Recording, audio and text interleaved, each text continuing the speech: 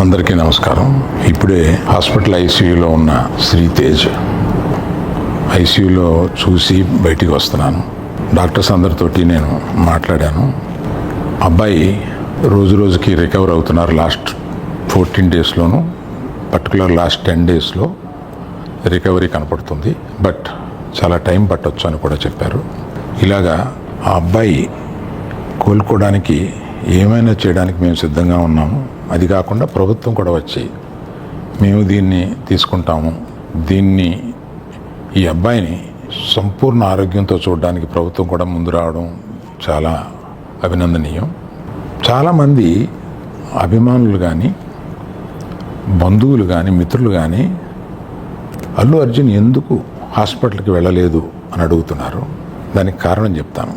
Stampede జరిగిన రోజు మరుసటి రోజు మార్నింగే అల్లు అర్జున్ వద్దామని అనుకుంటే హాస్పిటల్ అధికారులు నిన్నే కదా జరిగింది, ఇవాళ ఈ హాస్పిటల్కి వచ్చి ఇక్కడ ఇంకొక ఇన్సిడెంట్ని ఎందుకు అవాయిడ్ చేయమని చెప్పి అడిగారు. కరెక్టే కదా అనిపించింది. రాలేకపోయారు. ఆ రోజునే కేసు పడింది.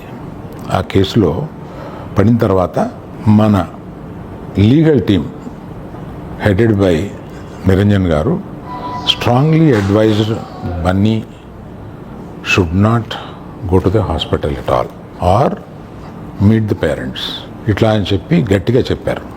ఆ తర్వాత మేము రావడానికి అనేక నిబంధనలు, మళ్ళీ నేను ప్రభుత్వాన్ని పర్మిషన్ అడిగాను.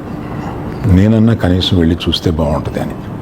ఎందుకంటే ఓ రోజు బన్నీ బాధపడుతూ నేను చూడలేకపోయాను, నువ్వన్నా వెళ్ళి చూసిరా డాడీ అని అడిగాడు. నేను ప్రభుత్వాన్ని అడిగితే వారు పర్మిషన్ ఇచ్చారు.